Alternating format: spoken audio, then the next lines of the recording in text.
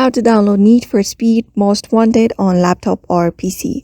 Hello everybody, welcome back to another video. In this video, we're gonna learn how we can download the Need for Speed Most Wanted on our laptop or PC. So without any further ado, let's begin with the video. But before beginning, I want you to make sure to hit that like, share, and subscribe icon.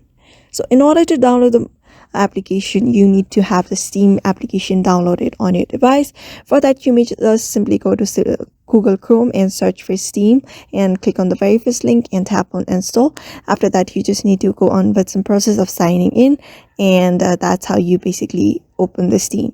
After opening the Steam, you just need to simply go to store and search for Need for Speed Most Wanted, and you can see.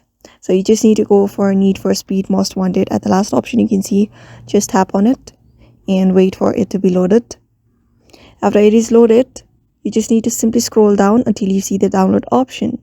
So there you need to pay some amount, $19.99 US in order to have that application downloaded on your device.